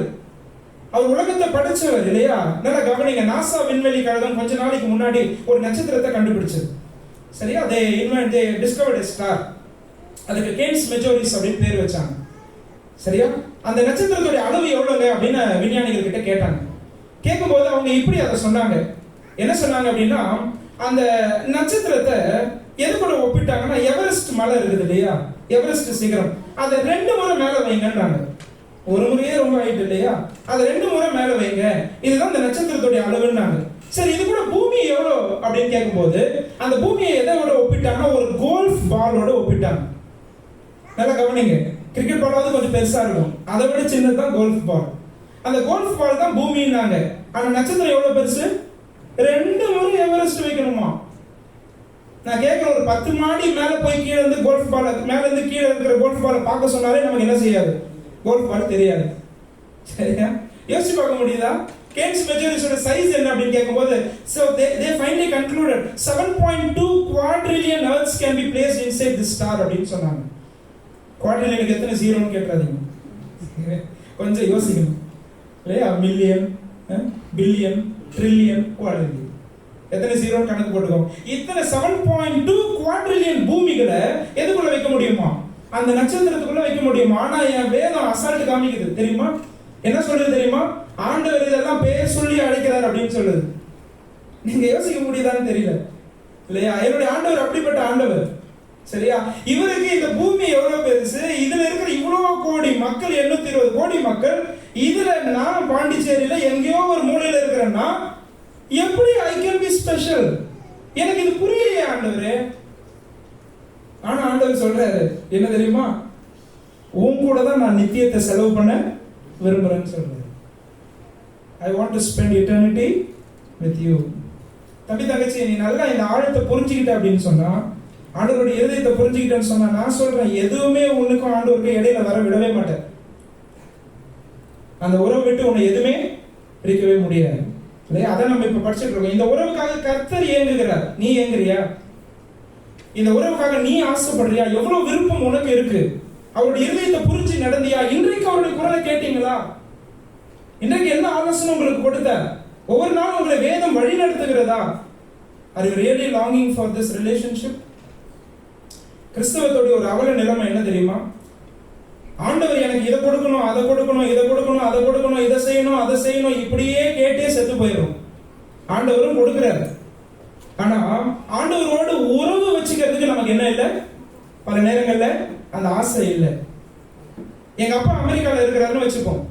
சரியா? மாசம் இருக்கிற பெரிய கோடீஸ்வரர், மாசம் மாசம் நிறைய பணம் அனுப்புறாரு. அந்த பணத்தை வச்சு வீடு வாங்க முடியுமா? முடியாதா? முடியும். Using that money I can do anything இல்லையா? நான் வீடு வாங்க முடியும், நான் நல்ல கேரியரை பில்ட் பண்ண முடியும், நான் என்ன வேணா செய்யலாம், எல்லாமே செய்யலாம், தேவையானது எல்லாம் வாங்கிக்கலாம். ஆனா அப்பா அப்பா எங்க இருக்கிறாரு? அப்பா அமெரிக்கால இருக்கிறாரு இல்லையா? அப்பா பெருசா, அப்பா கொடுக்கறது பெருசா? நீங்க தாங்க பதில் சொல்லணும். யார் பெருசு? கொடுக்கலாம் பெருசா? அப்படிதானே இன்னைக்கு வாழறோம் இல்லையா? எல்லாத்தையும் அவர்கிட்ட வாங்கி வாங்கி இல்லையா? நம்ம எல்லாம் வேணும் வேணும் கேட்டு கேட்டு அவரும் நமக்கு என்ன செய்தாரு? சரி, நம்ம சோர்ந்து போக கூடாதுன்னு எல்லாத்தையும் கொடுத்து. ஆனா ஆண்டவருடைய உறவை நம்ம என்ன பண்றதுல விரும்புறதே கிடையாது. எனக்கு தெரியும், நீங்க பைபிள் தொட்டே 1 வாரம் ஆயிருக்கும், இங்க வந்து உட்காந்துருக்கிற பல பேர் ஜெபம் பண்ணியே 1 மாசம் ஆயிருக்கும். சரியா? ஏன்னா அவ்வளோ பிஸி உங்களுடைய கேரியர் டெவலப் பண்றதுல இல்லையா? முன்னேறணும், சக்சஸ்ஃபுல் ஆகணும், இவ்வளவு சம்பாதிக்கணும். இருக்கிற மிச்சம் மீதி கொஞ்ச நேரம் பிரதர் அப்படிலாம் சொல்லாதீங்க பிரதர், ஒரு 10 நிமிஷம் ஆண்டவர் கொடுப்போம் பிரதர். சரியா? இருக்கிற மிச்சம் மீதியை தூக்கி யாருக்கு கொடுக்குறோம்? ஆண்டவர் கொடுக்குறோம். அது இல்லை. நீ 24 மணி நேரம் அவரோடு பேசினாலும் அவர் கேட்கறதுக்கும் உனக்கு பதில் கொடுக்கறதுக்கும் தயாரா இருக்கிறார். அதனால நம்ம புரிஞ்சுக்கணும், அவருடைய பரிசுத்த சமூகத்திற்கு எனக்கு ஆக்சஸ் உண்டு. ஆனா how do I use it? Okay, so நான் நெக்ஸ்ட் பாயிண்ட் போயிடுறேன். கடைசியாக நான் சொல்லி சில விஷயங்களை முடிச்சிடுறேன். ஓகே, நீ விசேஷித்தவன். சரியா? கர்த்தர் உணர்வுக்காக. ஓகே, நான் இந்த வசனங்களை சொல்லிட்டேன் ஆல்ரெடி. அடுத்த சைட் போயிடலாம். கடைசியா, தேவனுடைய நித்திய திட்டத்தில் இணைக்கப்பட்ட நீ விசேஷித்தவன். தேவனுடைய நித்திய திட்டத்தில் நீ இணைக்கப்பட்ட. You are included into God's eternal plan. In that way you are special. நீ ரொம்ப விசேஷித்தவன், விசேஷித்தவள். ஏன்னா உன்னை என்ன பண்ணியிருக்கிறார் ஆண்டவர் அப்படின்னா, அவருடைய நித்திய திட்டத்தில் என்ன பண்ணியிருக்கிறாரு? இணைச்சிருக்கிறாரு. இந்த 3 விதங்களா நான் இந்த வசனத்தை கொஞ்சம் பிரேக் பண்றேன். எல்லாருமே எபேசியர் எடுத்துக்கோங்க. நம்ம பைபிள் திருப்பாம இருக்கிறோம் ரொம்ப நேரமா, இதுல காண்பிக்கிறதுனால நம்ம திருப்பலாமே. எபேசியர் 1ஆம் அதிகாரம் அதனுடைய 12வது வசனம் பாருங்க. ரொம்ப அருமையான வசனம். We are going to divide it into 3. வசனத்தை பாருங்க. 12வது வசனம் பாருங்க. முதலாவது அந்த ஃபர்ஸ்ட் கம், அவங்களே கமாலாம் போட்டு அழகா கொடுத்துருக்காங்க தமிழ் பைபிள்ல. I think some words order கொஞ்சம் மாறும் நினைக்கிறேன் இங்கிலீஷ்ல. Maybe 11 or 13. சரியா? நீங்க அதை பார்த்துக்கோங்க இங்கிலீஷ்ல. 12 பாருங்க. தமது சித்தத்தின் ஆலோசனைக்கு தக்கதாக எல்லாவற்றையும் நடப்பிக்கிற அவருடைய தீர்மானத்தின்படியே. இந்த வசனம் எனக்கு என்ன சொல்லி தருது அப்படின்னு பாத்தீங்கன்னா, God works all things according to the counsel of his will. ஆண்டவருக்கு ஒரு நித்திய திட்டம் உண்டு அப்படின்னு சொல்லி தருது. அதுக்கு ஏற்றபடிதான் அவர் எல்லாவற்றையும் செய்கிறார் அப்படின்னு சொல்லித்தரு. God has a larger cosmic purpose plan and he works all things. சரியா? He is working all things, he is designing all things, he is working all things to so that eternal plan would be fulfilled and the purpose would be fulfilled. சரி, அந்த நித்திய திட்டத்துக்கு ஏற்றபடி தான் அவர் எல்லாத்தையும் செய்வார்னு இந்த முதல் பகுதி எனக்கு சொல்லித்தரு. சரியா? புரிஞ்சுக்க முடியுதா? சோ உலகத்துல இன்னைக்கு ஜெனரலா பார்க்கும்போது nothing happens by chance. ஒருவேளை நமக்கு அது தோணலாம், இப்படிலாம் ஒரு அசம்பாவிதம் நடக்குது, இப்படிலாம் ஒரு இயற்கையின் சீற்றம் வருது, இதுக்கெல்லாம் ஆண்டவர் எங்க? இன்னைக்கு பரவாயில்ல இந்த கேள்வியை பல பேர் கேட்கறது உண்டு. ஆனா நீங்க நல்லா கவனிச்சீங்கன்னா ஆண்டவருடைய நேரத்துல அவர் எப்படி கொண்டு போய் இந்த யூனிவர்ஸை முடிக்க போறார், சரி, அப்படி நீங்க நல்லா கவனிச்சு பாத்தீங்கன்னா அவருடைய திட்டங்கள் தான் அவர் என்ன செய்ய போறாரு? நிறைவேற்ற போறார். அதை யாரும் முறியடிக்க முடியாது. சோ எதுவுமே தற்செயலா இயல்பா நடக்கிற விஷயம் கிடையாது. Ultimately his purposes are going to be fulfilled and no one is able to thwart those purposes. அந்த நோக்கங்களை யாரும் முறியடிக்க முடியாது. ரைட், அடுத்த பகுதிக்கு வாங்க. எபேசியர் 1:12. இதுல ஃபர்ஸ்ட் பார்ட் புரியுது. ரெண்டாவது பாருங்க. ரெண்டாவது என்ன வசனம்? நாங்கள் முன்குறிக்கப்பட்டு. அத கவனிச்சீங்களா? அவ்வளவுதான் second part. You were predestined. God predestined me according to that purpose. ஆண்டவருக்கு ஒரு பெரிய காஸ்மிக் பர்பஸ் இருக்குது, ஒரு நித்திய திட்டம் இருக்கு. அந்த நித்திய திட்டத்துல என்னை அவர் கொண்டு வந்து என்ன செய்யறாரா? இணைக்கிறார். இதெல்லாம் கவனிங்க. இதுக்கு அவர் நம்முடைய உதவியை நாடல, நம்முடைய அனுமதியை கேட்கல, நம்முடைய இன்புட்லாம் அவருக்கு தேவைப்படல. ஆனா உலகத்தை உண்டு பண்றதுக்கு முன்னாடியே உன்னை குறித்து அவர் யோசித்திருக்கிறார், உன்னை குறித்து அவர் என்ன செய்திருக்கிறார்? திட்டமிட்டிருக்கிறார். God was thinking of you and he planned the purpose of your life before you were born. நீ பிறக்கிறதுக்கு முன்னாடி. நல்லா கவனிச்சுக்கோங்க. இதுக்கு என்கிட்ட அவர் கேட்கல என்ன செய்யணும்னு சொல்லி. சரி, அதனால நான் எப்பயுமே சொல்லுவேன், என்னன்னு கேட்டா உன்னுடைய வாழ்வின் நோக்கத்தை நீயே என்ன பண்ணிக்க முடியாது. உன்னுடைய அறிவுல நீ you cannot determine. சரி, அதை நீ சூஸ் பண்ண முடியாது. அந்த பர்பஸ் ஆண்டவர் தான் அதை வெளிப்படுத்தணும். கவனிச்சீங்களா? அப்ப எவ்வளவு அழகா அந்த வசனம் சொல்லி தருது. முதல்ல சொல்லி தந்துச்சு ஆண்டவருக்கு ஒரு நித்திய திட்டம் உண்டு, அதுக்கு ஏற்றபடி தான் எல்லாவற்றையும் இந்த பூமியில அவர் செஞ்சுட்டு இருக்கிறாரு. ஒருவேளை அட் பிரசன்ட் எனக்கு புரியாம இருக்கலாம், ஆனா அதுதான் நடக்க போகுது. ஆனா அதுல அடுத்த பார்ட் ரொம்ப அருமையா இருக்கு பாருங்க. அந்த நித்திய திட்டத்துல நீ பங்கு வகிக்கணும் என்பதை நீ பிறக்கிறதுக்கு பல வருஷம் முன்னாடியே அவர் என்ன செய்திருக்கிறார்? அதை தீர்மானித்திருக்கிறார். சரியா? அதுக்கு ஏற்றபடிதான் உன்னை முன்குறித்தார். அடுத்த பார்த்து பாருங்க. இப்ப மூணாவது பார்த்து பாருங்க. 12வது வசனத்துல கிறிஸ்துவுக்குள் அவருடைய சுதந்திரராகும்படி என்ன வாசிக்கிறோம்? தெரிந்து கொள்ளப்பட்டோம். என்ன செய்ய தெரியுமா? இந்த நித்திய திட்டத்துல எனக்கு என்ன பங்கு ஆண்டவரே அப்படின்னு நான் புரிஞ்சுக்கிறதுக்கு. சரியா? what is my role, what is my contribution in that eternal purpose? in order to understand that, யார் தேவை என் வாழ்க்கைக்கு? யார் தேவை? அங்க எப்படி ஆரம்பிச்சது? கிறிஸ்துவுக்குள். சரியா? நான் ரட்சிக்கப்படும் போதுதான் உண்மையாகவே இல்லையா, அந்த ரட்சிக்கப்பட்டு ஆண்டவரோட உறவுல பலப்படும் போதுதான் I can really understand as to how I can contribute in that eternal cosmic purpose of God. நான் சொல்றது புரியுதா? எவ்வளவு அழகா இந்த வசனம் சொல்லி தருது இல்லையா? ஒருவேளை கொஞ்சம் டைம் எடுத்து எக்ஸ்பிளைன் பண்ணா நல்லா இருக்கும்னு நினைக்கிறேன். ஆனா முதல்ல இந்த வசனத்தை பார்க்கும்போது தேவனுடைய நித்திய திட்டத்துல ஆண்டவர் என்ன இணைச்சிருக்கிறாரு? ஆண்டவராக இயேசு கிறிஸ்து மூலமா என்னை ரட்சித்து அந்த திட்டத்தை எனக்கு வெளிப்படுத்துறாரு. அதை நான் புரிஞ்சுக்கணும்னு சொன்னா அவரோட உள்ள உறவுல ஒவ்வொரு நாளும் பலப்படணும். அந்த திட்டத்தை நான் புரிஞ்சுக்கிட்டு அதுக்கு என்னோட வாழ்க்கையை உட்படுத்தி கொள்ளும் போது என்னோட லைஃபோட பர்பஸ் என்ன செய்து நிறைவேறுது. சொல்றது புரியுதா? ஒருவேளை எங்க ரூம் இந்த செவர்ல இருந்து அந்த செவர் வரைக்கும் அவரோட நித்திய திட்டம்னு சொன்னா நானும் ரெடியாவும் சேர்ந்து நிறைவேற்ற வேண்டியது இவ்வளவு இருக்கலாம். அதை கண்டுபிடிக்கிறதா புத்திசாலிதானம். சரியா? வாழ்க்கையினுடைய பர்பஸ் பெரிய இன்ஜினியர் ஆகுறது, டாக்டர் ஆகுறதுன்னு நினைக்காதீங்க. வாழ்க்கையினுடைய பர்பஸ் இவ்வளவு பேங்க் பேலன்ஸ் வச்சிருக்கிறது நினைக்காதீங்க. அதெல்லாம் இந்த பூமியில மட்டும்தான் உதவும், பூமிக்கு கூட உதவாது சில நேரத்தில். ஆனா கர்த்தர் உன்னுடைய வாழ்க்கையில வச்சிருக்கிற அந்த நித்திய திட்டத்தின் பங்கை நீ புரிந்து கொள்ள வேண்டும் என்று கர்த்தர் விரும்புகிறார். Have you ever thought of this? இதை குறித்து நீங்க யோசிச்சிருக்கீங்களா? இதுக்காக உங்களை நீங்களே ஒப்பு கொடுத்திருக்கீங்களா?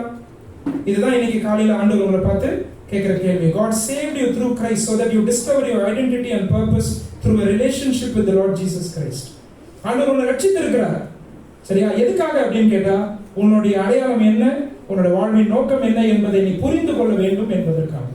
இப்ப ரட்சிக்கப்பட்ட நம்ம அவருடைய உறவுக்குள்ளேயே நம்ம வரல, அந்த உறவுலயே நம்ம பலப்படலைன்னா இது எதுவுமே நம்ம என்ன செய்ய முடியாது, புரிந்து கொள்ள முடியாது. உன்னுடைய அடையாளத்தையும் நீ தான் நிர்ணயிப்ப, உன்னுடைய வாழ்வின் நோக்கத்தையும் நீயே தான் நிர்ணயிச்சுப்ப. அது ரெண்டுமே தவறாக போய் முடியும். நான் சொல்றது புரியுதா? அப்போ இவ்வளவு நேரமா நம்ம படிச்சுட்டு இருந்த இந்த விஷயத்துல ஆண்டவர் நமக்கு ரொம்ப அழகா சொல்லி தர்றது என்ன? பிலிப்பியர் 2ஆம் அதிகாரம் நம்மளோட தீம் வேர்ட்ஸ்ல you are children of God. நீங்க தேவனுடைய பிள்ளைகள். அது மட்டும் இல்ல, நீங்க உலகத்திற்கு சுடர்கள். இல்லையா? ஒரு அருமையான ஐடென்டிட்டி கொடுக்கிறாரு பாருங்க. அப்ப ஆண்டவர் என்னை எப்படி பார்க்கிறாரோ அப்படியே நான் என்னை பார்ப்பதுதான் ஆரோக்கியமான அடையாளம். I should see myself as God sees me. ஆண்டவர் என்னை எப்படி பார்க்கறாரு? ஆண்டவர் என்னை எப்படி பார்க்கறாரு? ஸ்பெஷலா பார்க்கறாரு. பக்கத்துல இருக்கவங்க கை கொடுங்க. சில பேர் கொஞ்சம் அடி தூக்கு கலக்கமா இருக்கிறீங்க, பக்கத்துல இருக்கிறவங்க கொஞ்சம் கை கொடுங்க. கை கொடுங்க. பக்கத்துல இருக்கிறவங்க கை கொடுங்க. அவரை பாருங்க, என்ன பார்க்காதீங்க, அங்க பாருங்க. அங்க பார்த்து நான் சொல்ல போறது அப்படியே சொல்ல போறீங்க. பக்கத்துல பார்த்து சொல்லுங்க. சரியா? ஆண்டவருக்கு நீங்க ரொம்ப ஸ்பெஷல், எனக்கும் நீங்க ரொம்ப ஸ்பெஷல். ஓகேவா? ரைட். சரியா? பாருங்க, அப்ப ஆண்டவருக்கு நம்ம எல்லாரும் ரொம்ப ஸ்பெஷல். நம்ம படைக்கப்பட்ட விதத்தில், மன்னிக்கப்பட்ட விதத்தில், ஆண்டவரோடு உள்ள அந்த உறவை நம்ம என்ஜாய் பண்றோமே அந்த விதத்தில், அது மட்டுமல்ல ஆண்டவருடைய திட்டத்தில் நாம் இணைக்கப்பட்டோமே அதுல நாம ரொம்ப ஸ்பெஷல். நிறைய பேருக்கு இந்த சாக்கியம் கிடைக்கலங்க. எவ்வளவு பெரிய கனவோடு இந்த கேம்ப் ஆர்கனைஸ் பண்ணிருப்பாங்க தெரியுமா? இங்க இருக்கிற ஒவ்வொரு வாலிப தம்பி தங்கச்சி அந்த திட்டத்தை புரிஞ்சுக்கணும் தான் இதை ஆர்கனைஸ் பண்ணிருப்பாங்க. ஐயோ, பாதை மாதிரி போயிட்டு இருக்கிறாங்களே, அந்த பாதைக்குள்ள வரணுமே என்ற பாரத்தோடு தான் இந்த கேம்ப் ஆர்கனைஸ் பண்ணிருப்பாங்க. இல்லையா? அதை நம்ம புரிஞ்சுட்டு தான் இந்த இடத்த விட்டு என்ன பண்ணுவோம், வெளியில போறோம். நான் ஒண்ணு சொல்லட்டுமா? ஆண்டவருக்கு நீங்க ரொம்ப ஸ்பெஷல் அப்படின்னு சொன்னா உங்களுக்கு தான் அவர் சிறந்ததை என்ன செய்வார், கொடுப்பார். நல்லா நீங்க புரிஞ்சுக்கோங்க. To those who are special we always give the best. If you are the special, you are special for God, then always he will give the best to you. அதற்காக நீ உன்னை ஒப்பு கொடுக்க தயாரா இருக்கிறியா? சில நேரம் இல்லாததை குறித்து ஆண்டவர்கிட்ட முறுமுறுக்கிறோம். ஆனா இருக்கிறதுக்காக நன்றி சொல்லி, ஆண்டவரே என்னை உங்களுடைய திட்டத்துல இணைத்தீரு, எனக்காக ஜீவன் கொடுத்தீரு, என்னை இவ்வளவு அருமையா அழகா படைச்சீரு, இல்லையா? என்னோட நித்தியத்தை செலவழிக்க ஏங்குறீரா? இதெல்லாம் நான் யோசிச்சே பார்க்கலையே. அப்படியாக யோசிக்கிற நாம என்ன செய்யணும்? நம்மளை நாமளே ஆண்டவர்கிட்ட ஒப்பு கொடுக்கணும். அப்படி ஒப்பு கொடுக்கும் போது நிச்சயமா உங்க வாழ்க்கையில எது சிறந்ததோ அதை கர்த்தர் வெளிப்படுத்துவார். கண்களை மூடுவோமா? கொஞ்ச நேரம் நம்மளே கமிட் பண்ணலாமா? நம்மள்கிட்ட ஒரு 10 செகண்ட் உங்களை பத்தி கொஞ்சம் யோசிங்க. ஆண்டவர்கிட்ட உங்களை ஒப்பு கொடுங்க. உங்களுடைய கடந்த காலம் உங்களை ஹார்ன் பண்ணுதா? ஒருவேளை அந்த மன்னிப்பின் மேன்மையை நான் புரிஞ்சிக்காம இருக்கிற ஆண்டவரே அப்படின்னு இருந்தா அதை நீங்க அறிக்கை செய்ய முடியுமா? எவ்வளோ நாளா என்னை மற்றவர்களோடு ஒப்பிட்டு, ஆண்டவரே எனக்கு அந்த தாழ்வு மனப்பான்மையிலே நான் வாழ்ந்துட்டேன், ஆண்டவரே என்னோட அடையாளத்தை சரியா புரிஞ்சுக்காம போயிட்டேன், இப்ப நான் என்னை ஒப்பு கொடுக்குறேன்னு சொல்லி நீங்க ஒப்பு கொடுக்க முடியுமா? ஆண்டவரே உங்களுடைய உறவுக்கு நான் ஏங்குவதற்கு தேவையான இருதயத்தை தாரும் என்று சொல்லி கர்த்தரிடத்தில் ஜெபிக்க முடியுமா? வேதம் சொல்லுதுங்க, தேவனை பற்றும் அன்புக்கும் கிறிஸ்துவின் பொறுமைக்கும் நேராய் பரிசுத்த ஆவியானவர் நம்மை வழி நடத்துகிறார் என்று வேதம் சொல்லுகிறது. தேவனுடைய அன்பை நம்முடைய இருதயத்தில் ஊற்றி இருக்கிற ஆவியானவருடைய அந்த டைரக்ஷன் நம்ம கெஞ்சுவோம். ஆண்டவரே உண்மை நேசிக்கிற ஒரு இருதயத்தை தாரும்னு சொல்லி கெஞ்சுவோம். உங்களுடைய நித்திய திட்டத்தில் என்னை இணைத்ததுக்காக நன்றி என்று சொல்லி சொல்லுவோம்.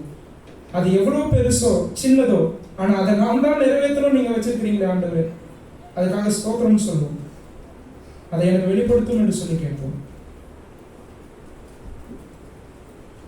நல்ல ஆண்டவரே, இத்தனை கோடி மக்கள் இந்த பூமியில வாழ்ந்தாலும் இங்க இருக்கிற ஒவ்வொருவரையும் நீர் விசேஷித்தவளாய் பார்க்கிறதற்காக ஸ்தோத்திரம்.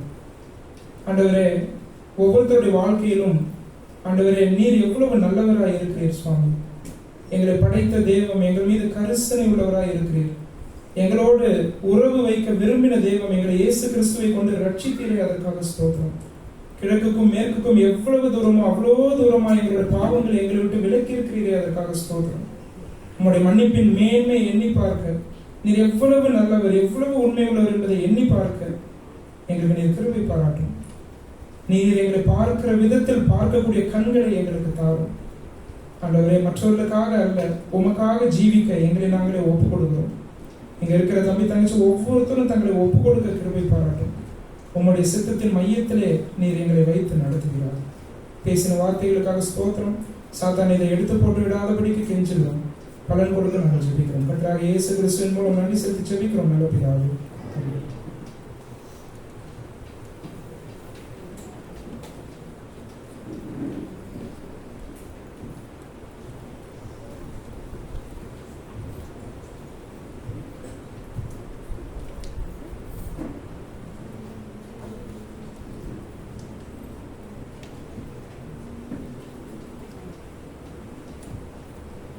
ஸோ இப்போ நம்ம அடுத்து லஞ்சுக்கு கடந்து செல்லலாம். ஸோ இப்போ புதுசாக எல்லாம் வந்தீங்கன்னா ரெஜிஸ்டர் பண்ணிடுங்க. ஸோ கீழே வந்து நம்ம ரெஜிஸ்டர் பண்ணுறவங்க இருப்பாங்க, ஹட்சன்னா இருப்பாங்க. ஸோ ரெஜிஸ்டர் மட்டும் பண்ணிடுங்க. ஸோ ரூம்ஸ் அலோகேட் பண்ணால் கொஞ்சம் வசதியாக இருக்கும். ஏன்னா இப்போ மதியம் வந்து எல்லாருக்கும் ரூம்ஸ் அலோகேட் பண்ணுறாங்க. ஸோ புதுசாக வந்திருந்தாங்க ரெஜிஸ்டர் பண்ணிடுங்க. ஸோ ஓகேவா, நம்ம இப்போ லஞ்சுக்கு கடந்து போகலாம். அதுக்கு முன்னாடி ஒரு சின்ன அனௌன்ஸ்மெண்ட். இங்கே இருக்கிற குரூப்போட ரூம்ஸ் வந்து நான் சொல்லியிருக்கேன். ஓகே, மூர்த்தி நகர். ஓகே,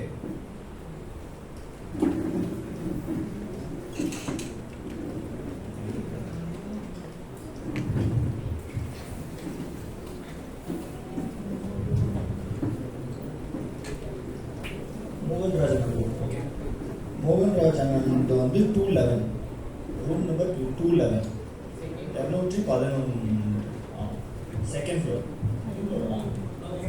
211, G13 தான் குரூப். G13 வந்து 211. சுதன்னா குரூப், சுதன்னா வந்து G14.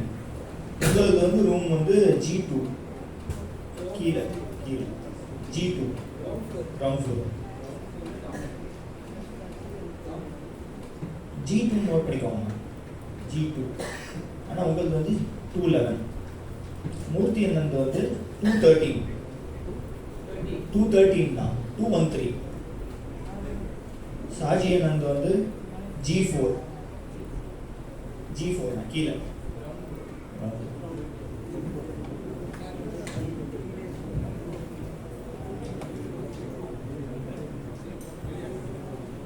எஸ்தர் ஷாட்ராக் குரூப் வந்து G5. உங்களுக்கு வந்து 116, 116, ரூம் நம்பர் 116, 116.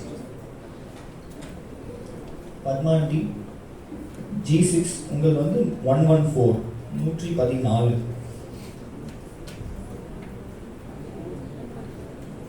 ஆல்ரெடி அங்கே தான் இருந்தாங்கன்னா பிரச்சனை இல்லை. ஷீபா உங்களுக்கு வந்துட்டு G8 வந்து 117, 117. 115 இருக்கீங்களா? 117. ஓகே, சிந்தியா அக்கா G11 உங்களுக்கு வந்து 115, உங்களுக்கு 115. இங்க இருக்கிற குரூப் எல்லாமே சொல்லிக்கலாம். G6 114,